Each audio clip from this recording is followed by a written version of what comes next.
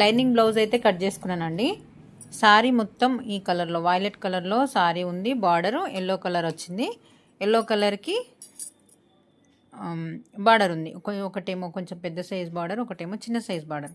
శారీ మొత్తం వైలెట్ కలర్లో ఉంది. చిన్న సైజు బ్లౌజే ఇది. నడుము లూజు 25 ఇంచులు.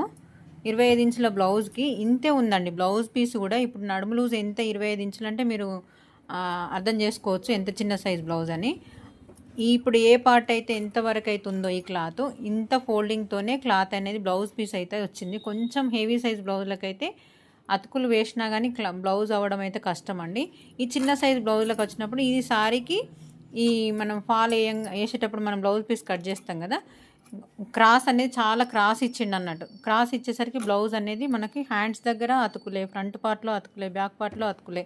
అటువంటప్పుడు కొన్నిసార్లు మనకు బ్లౌజ్ పీస్కి ఈ పీస్ కొంచెం ఉంచాల్సి వస్తుంది. మనకు పైపింగ్ కోసం కాదండి, ఈ క్లాత్ ఉంటేనే మనకు బ్లౌజ్ అవుతుంది అనే సిచ్యువేషన్ ఉన్నప్పుడు దీన్ని ఎక్కడ పెట్టుకోవాలంటే సైడ్ స్టిచ్చెస్ వరకు. ఇప్పుడు ఇట్లుంది కదండి, ఈ క్లాత్ ఇట్లా వస్తే సైడ్ స్టిచ్చెస్లో వెళ్ళిపోతుంది కాబట్టి నో ప్రాబ్లం. ఇట్లా వచ్చేటట్టు చూసుకోండి కటింగ్ చేసేటప్పుడు.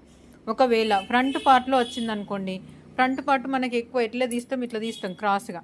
ఇట్లా క్రాస్గా తీస్తే కింది పార్ట్ ఉన్నది కదా, ఈ కింది పార్ట్ అనేది మనకి రైట్ సైడ్ ఉక్స్ పట్టి సైడ్ వచ్చేటట్టు చూసుకోండి. ఇది లెఫ్ట్ సైడ్ వచ్చేటట్టు చూసుకోండి. ఇట్లాంటి చిన్న చిన్నవి. ఇప్పుడు ఒకవేళ ఇది క్లాత్ ఉందనుకోండి, ఈ క్లాత్ ఏమో షేప్ బెల్ట్ దగ్గర ఒకటి ఉంటుంది, ఇంకో క్లాత్ ఇంకో షేప్ బెల్ట్కి వస్తుంది కదా. అటువంటప్పుడు ఇది రైట్ సైడ్ ఉక్స్ పట్టి సైడు మనకు షేప్ బెల్ట్ వచ్చేటట్టు చూసుకోండి. ఎందుకంటే మనకి ఇటు సైడ్ పళ్ళు అనేది వస్తుంది కాబట్టి మీరు కొంగు ఏ సైడ్ వేసుకుంటే ఆ సైడ్ వచ్చేటట్టు చూసుకోండి. ఓకేనా. ఒకవేళ లెఫ్ట్ నుంచి వేసుకునే వాళ్ళు కూడా ఉంటారు కదా, లెఫ్ట్ నుంచి వేసుకునే వాళ్ళకైతే కాజాపట్టి సైడ్ వేసుకోండి. అట్లా కొంగు ఏ సైడ్ వేసుకుంటారో ఆ సైడ్కి మనకి షేప్ బెల్ట్ వచ్చేటట్టు చూసుకోండి. ఈ 3 పద్ధతులన్నీ. బ్యాక్ పార్ట్లోనేమో సైడ్ స్టిచెస్ దగ్గర వేసుకోండి, ఫ్రంట్ పార్ట్ దగ్గర మాత్రం కాజల పట్టి సైడ్ అంటే మన కొంగు ఏ సైడ్ అయితే వేస్తామో ఆ సైడు కనిపించకుండా ఉంటుంది కాబట్టి ఆ సైడ్ వచ్చేటట్టు చూసుకోండి.